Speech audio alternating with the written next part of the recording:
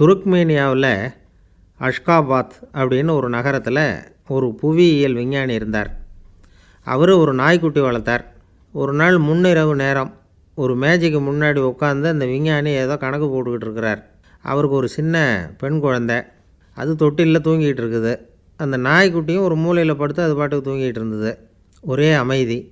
அந்த நேரத்தில் திடீர்னு அந்த நாய்க்குட்டி துள்ளி எழுந்திரிச்சிது. நேராக குழந்தைகிட்ட ஓடிச்சு. அந்த குழந்தைய அது போட்டிருந்த ட்ரெஸ்ஸோடு சேர்த்து கவ்வி தூக்குச்சு. தூக்கிக்கிட்டு வாசல் பக்கம் ஓடிச்சு.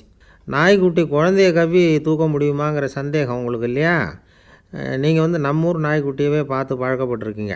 அதனால் நம்புறதுக்கு சிரமமாக இருக்கும். அந்த ஊர்லெலாம் அது ரொம்ப ஸ்ட்ராங்காக இருக்கும். ஒரு ஏதோ கண்ணுக்குட்டி மாதிரி இருக்கும். விஞ்ஞானி அதை பார்த்துட்டார். உடனே அந்த நாய்க்கு வெறி பிடிச்சிட்டுதுன்னு முடிவு பண்ணிவிட்டு தன்னோட கை துப்பாக்கி எடுத்துக்கிட்டு ஓடி வந்தார். அவர் வெளியில் நாய்க்குட்டி எங்கே அப்படின்னு பார்த்து தேடுறார். அந்த நேரத்தில் அந்த வீடு இடிஞ்சு விழுது. காரணம் பூமி அதிர்ச்சி. இப்படி பூமி அதிர்ச்சி உண்டாக போகுதுங்கிறது அந்த நாய்க்குட்டிக்கு முன்னாடியே தெரிஞ்சு போச்சு. அதுதான் குழந்தைய தூக்கிட்டு வெளியில் வந்திருக்குது.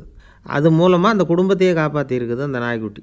இந்த சம்பவம் நடக்கிறதுக்கு 3 நாளைக்கு முன்னாடியே சில பிராணிகளுக்கு இப்படி நடக்க போகுதுங்கிறது தெரிஞ்சிருக்குதான். ஆமாம், அந்த நகரத்தில் 3 நாளைக்கு முன்னாடியே பாம்பு, பல்லி இதெல்லாம் அது தங்கியிருந்த வலையை விட்டு வெளியில் ஓடி வந்துட்டுது. அதே மாதிரி அங்கே இருந்த புறாவெல்லாம் பறந்து போயிடுச்சான்.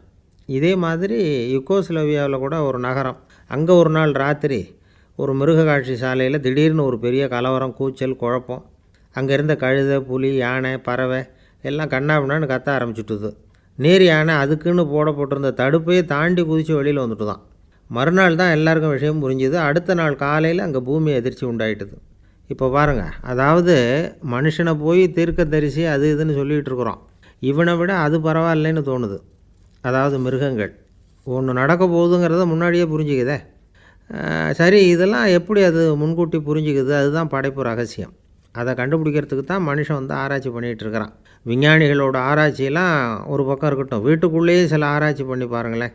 இப்போ சில யோசனை சொல்லி அதை சோதனை பண்ணி பாருங்க அப்படின்னு ஒருத்தர் சொன்னாராம்.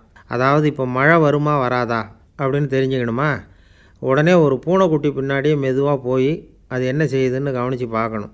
பூனைக்குட்டி தன்னோட பாதத்தினால் சுகத்தில் அப்படி கீறிக்கிட்டு இருக்கும். அப்படி கீறினா கண்டிப்பாக மழை வரும். சில சமயம் பூனைக்குட்டி அப்படியே மல்லாந்து படுத்துக்கிட்டு பாதத்தை உயர தூக்கும், அப்படியும் புரளும். இப்படி செஞ்சதுன்னா அன்னைக்கும் மழை இருக்காது. அதனால் முன்னாடி இருந்தது மழை வர்றதுக்கு அறிகுறி, இது மழை இல்லைங்கிறதுக்கு அறிகுறி. பறவைகள், பிராணிகள் இதுகளோட நடவடிக்கைகளை பார்த்துட்டு அதையெல்லாம் அடிப்படையாக வச்சு தான் காலநிலையை கண்டுபிடிக்கிற கருவிகளை கண்டுபிடிச்சிருக்கிறாங்க.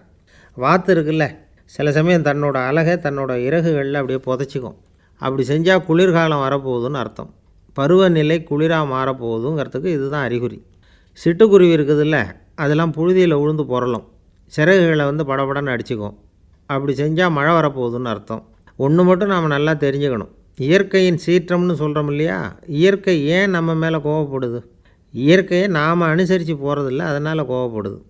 காடுகளை அழிக்கப்படாது, விலங்குகளை கொல்லக்கூடாது, இயற்கை ஏற்படுத்தி வச்சுருக்கிற சமநிலையை கெடுக்கக்கூடாது. அதை புரிஞ்சுக்கிட்டு வாழ்ந்தோம்னா பூமியும் நடுங்காது, நாமளும் நடுங்க வேண்டிய அவசியம் இருக்காது. ஒருத்தர் இருந்தார், சாராய கடைக்கு போனாராம், நிறைய சாப்பிட்டார். அப்புறம் சொன்னார், இது ரொம்ப அற்புதமான சரக்கு போல் இருக்குது. உள்ளே போன உடனே இந்த பூமியே நடுங்கிறது மாதிரி இருக்குது எனக்கு அப்படின்னாராம்.